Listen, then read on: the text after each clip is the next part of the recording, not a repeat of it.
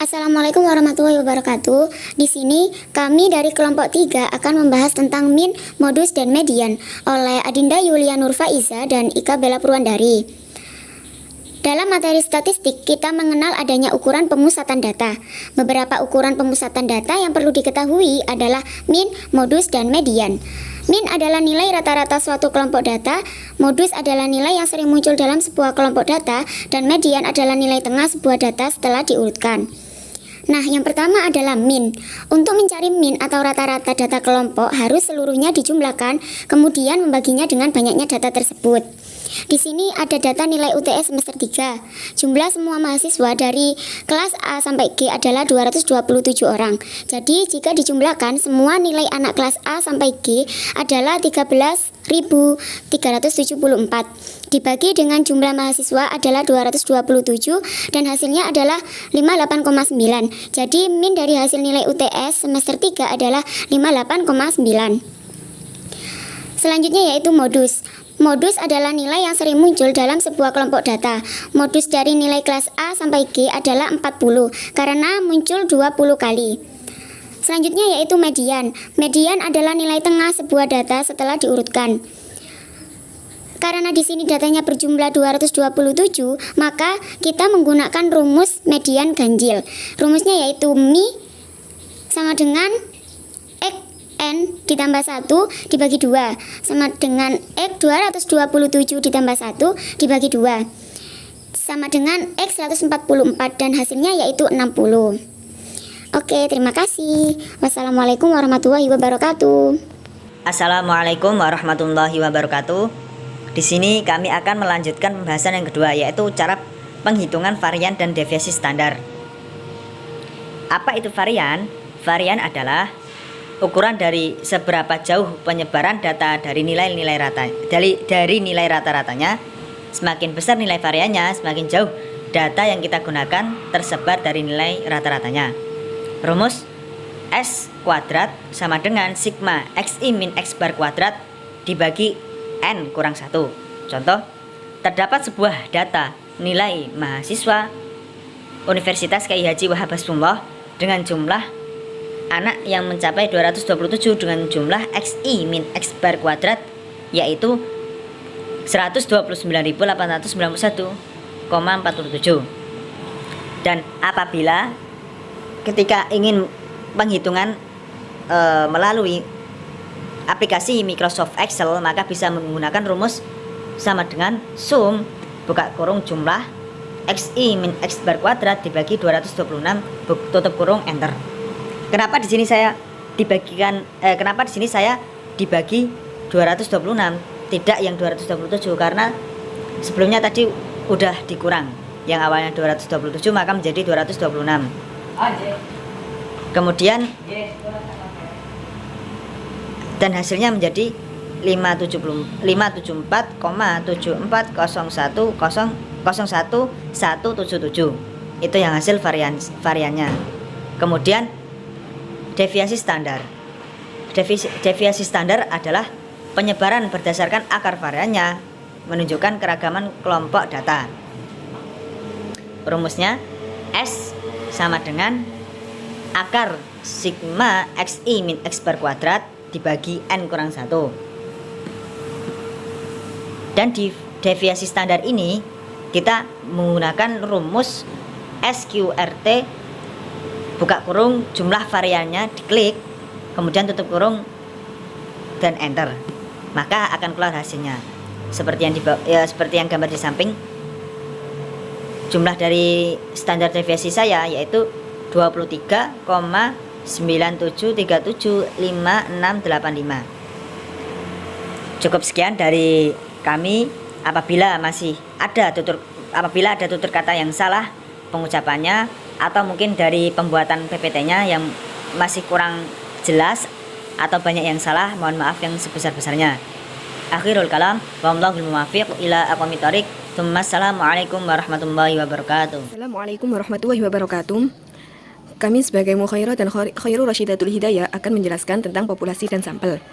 Populasi adalah wilayah generalisasi yang terdiri atas objek atau subjek yang mempunyai kualitas dan karakteristik tertentu yang ditetapkan oleh peneliti untuk dipelajari dan kemudian ditarik kesimpulan. Jadi, populasi bukan hanya orang, tetapi juga objek dan benda-benda alam yang lain. Populasi juga bukan sekedar jumlah yang ada pada subjek atau objek yang telah dipelajari, tetapi meliputi seluruh karakteristik atau sifat yang dimiliki oleh subjek atau objek yang diteliti itu. Sampel adalah bagian dari jumlah dan karakteristik yang dimiliki oleh populasi. Bila populasi besar dan peneliti tidak mungkin mempelajari semua yang ada pada populasi, misalnya karena keterbatasan tenaga, waktu, dan dana, maka peneliti dapat menggunakan sampel yang diambil dari populasi itu. Apa yang dipelajari dari sampel, kesimpulannya akan dapat diberlakukan untuk populasi. Untuk itu, sampel yang diambil dari populasi harus betul-betul representatif atau mewakili. Berikut ini ada data jumlah PAI semester 3 Unwahan Jombang. Data mahasiswa-mahasiswi Unwahan Jombang itu terdiri dari 227 mahasiswa, yang terdiri dari bermacam-macam ada 7 kelas yang tertera di dalam PPT ini. Di sini ada contoh soal, yaitu peneliti ingin mengetahui pemahaman mahasiswa Unwaha Prodi PAI semester 3 dalam mata kuliah statistika. Diketahui jumlah populasi mahasiswa Unwaha Prodi PAI semester 3 sebanyak 227 orang. Digunakan margin errornya yaitu 5%. Untuk menentukan ukuran sampel yang diambil itu menggunakan apa? Ada dua rumus yang digunakan untuk menghitung sampel. Yang pertama adalah rumus Isaac dan Misail, yang kedua rumus Lovin. Yang pertama rumus Isaac dan Misail yaitu N kecil sama dengan X kuadrat dikali N dikali Pi dikali T dibagi D kuadrat dikali N besar dikurangi 1 ditambah X kuadrat dikali Pi dikali T sama dengan 3,841 sama dengan 3,841 dikali 0,5 dikali 0,5 dikali 227 dibagi 227 dikurangi 1 dikali 0,5 kali 2 ditambah 3,841 dikali 0,5 dikali 0,5 sama dengan 217 dikali 97675 dibagi 226 dikali 0,0025 ditambah 3,841 dikali 0,25 sama dengan 217,97675 dibagi 0,565 ditambah 0,96025 sama dengan 217,97675 dibagi 1,52525 sama dengan 142,912146 yang dibulatkan menjadi 143.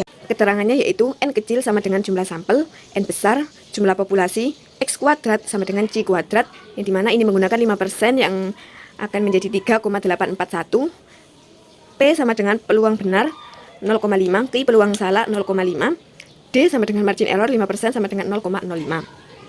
Yang kedua menggunakan rumus Lovin, yaitu N sama dengan N besar dibagi 1 ditambah N dikali E kuadrat sama dengan 227 dibagi 1 ditambah 227 dikali 0,0025 sama dengan 227 dibagi 1 ditambah 0,5675 sama dengan 227 dibagi 1,15675 sama dengan 144,86587 sama yang akan dibulatkan menjadi 145. Keterangannya yaitu N sama dengan jumlah sampel yang akan dicari. N besar adalah jumlah populasi, E adalah margin error yang ditoleransi. Berikut ini kesimpulannya yaitu dari 227 mahasiswa Prodi PAI semester 3, kita akan mengambil sampel sebanyak 143 mahasiswa yang mengikuti rumus Isaac dan Misail. Terima kasih, sekian dari kami. Kurang lebihnya, saya mohon maaf apabila ada kesalahan. Wassalamualaikum warahmatullahi wabarakatuh. Assalamualaikum warahmatullahi wabarakatuh. Di sini kami akan menjelaskan tentang materi selanjutnya tentang pengertian teknis sampling atau pengambilan sampel. Ini ada pengertian teknik pengambilan sampel secara umum, yaitu bagian dari suatu populasi penelitian yang digunakan untuk menjawab hasil dari sebuah penelitian. Sedangkan teknik pengambilan sampel adalah cara atau metode yang digunakan oleh peneliti dalam pengambilan sampel tersebut. Menurut Pak Sugiono di sini, pengambilan sampel tersebut perlu dilakukan dengan sedemikian rupa sehingga peneliti dapat memperoleh sampel yang dapat menggambarkan keadaan populasi sebenarnya. Sedangkan menurut Margono, suatu cara untuk menentukan sampel yang jumlahnya sesuai dengan ukuran sampel yang akan dijadikan sebagai sumber data penelitian, yang padahal sebenarnya dengan turut memperhatikan sifat dan penyebaran populasi agar peneliti memperoleh sampel yang representatif. Kemudian terakhir menurut Teken, yaitu mampu menghasilkan gambaran yang dapat dipercaya dari seluruh populasi yang telah diteliti. Itu. Kemudian di slide selanjutnya ada ragam teknik pengambilan sampel. Nah, di sini kita membagi menjadi dua. Ada teknik pengambilan sampel probability sampling dan juga teknik pengambilan sampel non probability sampling. Di teknik 1, sampel probability sampling dibagi menjadi 4. Ada teknik simple random sampling atau pengambilan secara sederhana acak, systematic random sampling atau pengambilan sampel acak sistematis, dan ketiga staggered random sampling atau disebut dengan pengambilan sampel acak berstrata. Yang terakhir ada cluster random sampling atau pengambilan sampel acak berdasar. Selanjutnya ada teknik pengambilan yang probability ini juga dibagi menjadi 4. Yang pertama ada purposive sampling, snowball sampling, dan unidentified sampling serta kuota sampling. Di sini kita akan menggunakan teknik pengambilan sampel probability sampling. Nah, alasan kita kenapa memakai teknik sebagai berikut dan termasuk, nah ini yang kita gunakan adalah simple random sampling atau pengambilan sampel secara acak dengan sederhana. Yang pertama, alasannya adalah dengan cara sederhana dan acak, seperti melakukan pengundian atau menggunakan pendekatan bilangan yang acak. Yang kedua, mengurangi bias atau kecenderungan berpihak pada anggota populasi tertentu, serta peneliti dapat mengetahui adanya kesalahan baku atau standar error yang ada pada penelitian. Yang ketiga, kelemahan dari teknik metode ini adalah rendahnya jaminan menguasai sampel yang terpilih karena sifat representatif atau dapat mewakili populasi yang dituju. Gitu teman-teman. Pengambilan sampel metode acak sederhana. Lah, kami sudah mendapatkan contoh dan kami mengambil sampel dari populasi dengan jumlah 227. Kemudian ditemukan sampel sebanyak 143 dengan menggunakan teknik simple random sampling. Datanya sebagai berikut. Nah, disitu ada data banyak sejumlah 143 dan selanjutnya sudah siap dan akan diuji normalitas datanya. Assalamualaikum warahmatullahi wabarakatuh. Di sini kami akan Assalamualaikum warahmatullahi wabarakatuh. Di sini saya Muhammad Nur Cahyono akan menjelaskan apa itu uji normalitas data dan juga akan menguji data sampel yang sudah dicari oleh kelompok sebelumnya. Saya di sini mengerjakan tugas ini bersama dengan Teguh Salahuddin.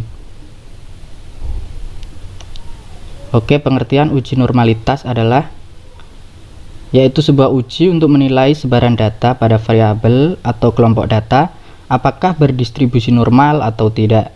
Jika data berdistribusi normal, maka dapat diasumsikan bahwa data diambil secara acak dari populasi normal.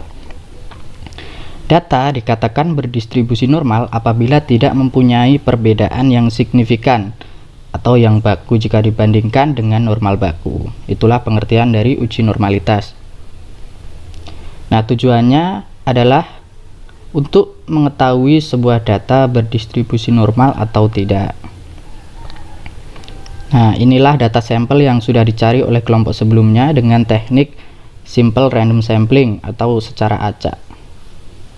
Jadi ada 143 sampel. Kita menggunakan metode Lilliefors. Jadi langkah pertama yang harus dilakukan adalah mencari nilai Z. Di sini Z sama dengan X dikurangi rata-rata dibagi dengan simpangan baku atau deviasi standar.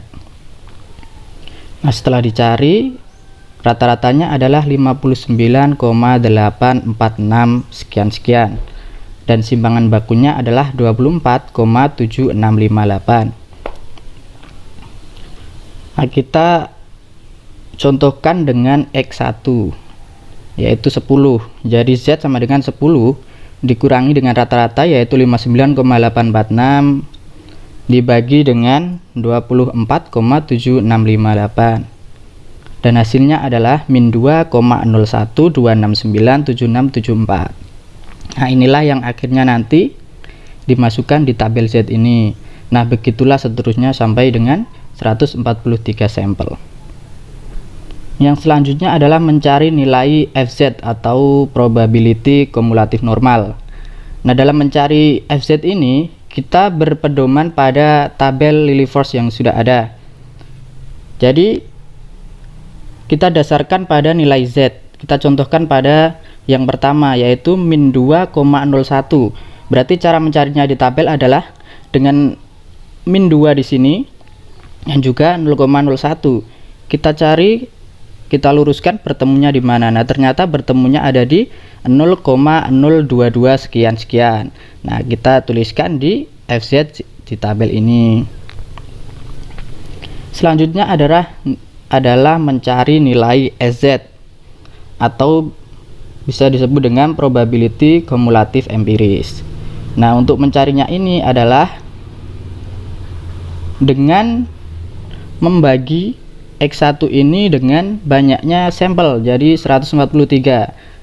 Jadi kita contohkan sebagai 10 dibagi dengan 143, maka hasilnya adalah 0,0344 sekian ini. Untuk berikutnya adalah menghitung nilai FZ dikurangi dengan SZ. Jadi kita mengurangkan FZ di tabel ini dengan SZ di sini. Kita contohkan pada data pertama. Jadi kita mengurangi 0,22073 dikurangi dengan 0,034482759, maka hasilnya adalah yang ada di tabel ini, yaitu 0,012409,537. Itulah cara menghitung nilai FZ dikurangi dengan XZ. Yang selanjutnya adalah mencari nilai L hitung dan L tabel, di mana dalam menentukan apakah data tersebut berdistribusi normal atau tidak, kita harus mengetahui L hitung dan juga L tabel. Yang pertama adalah mengetahui L hitung, yaitu cara mengetahuinya dengan mengetahui nilai maksimal daripada FZ dikurangi SZ yang sudah kita hitung tadi. Nah, setelah saya periksa ternyata nilai maksimalnya ada di 0,062877667. Jadi inilah L hitungnya. Berikutnya adalah L tabel. Jadi L tabel ini cara mencarinya adalah berdasarkan alfa yang kita pakai. Kita tadi memakai alfa 5%, jadi di sini adalah 0,05 yang kita pakai. Dan karena datanya lebih dari 30, karena tadi 143, maka kita menggunakan yang di sini. Tinggal kita luruskan saja 0,05 dengan n lebih dari 30. Jadi rumusnya ada di sini 0,886 dibagi dengan akar n. N ini adalah jumlahnya data. Karena kita tadi datanya 143, berarti di sini rumusnya adalah 0,886 dibagi dengan akar 143. Nah, nanti hasilnya adalah 0,74091,042. Nah, setelah kita sudah mengetahui L hitung dan L tabel, maka kita sampai pada kesimpulan, di mana metode Lilliefors ini mempunyai dua hipotesis, yaitu H0 sama dengan populasi nilai ujian semester statistik berdistribusi normal, dan H1 sama dengan populasi nilai ujian tengah semester statistik berdistribusi tidak normal. Nah, dari hipotesis ini ada dua kemungkinan. Jika L hitung kurang dari L tabel, maka H0 diterima dan H1-nya ditolak. Begitu sebaliknya, jika L hitungnya lebih besar daripada L tabel, maka H0 yang ditolak dan H1-nya yang diterima. Nah, setelah kita mengetahui L hitung dan L tabelnya di sini, jadi L hitungnya adalah lebih kecil daripada L tabel, maka kesimpulannya adalah yang kita pakai adalah kemungkinan yang pertama, yaitu jika L hitung kurang dari L tabel, maka H0-nya diterima dan H1-nya ditolak. H0-nya di sini adalah berdistribusi normal. Jadi kesimpulannya, data nilai ujian tengah semester statistik PAI semester 3 adalah berdistribusi normal. Mungkin itu yang dapat saya sampaikan. Saya di sini mewakili dari kelompok 3. Apabila ada salah kata atau hasil kerja kami yang kurang maksimal, mohon dimaklumi karena di sini kami juga masih dalam proses belajar. Mungkin itu saja yang dapat saya sampaikan. Saya akhiri. Wassalamualaikum warahmatullahi wabarakatuh.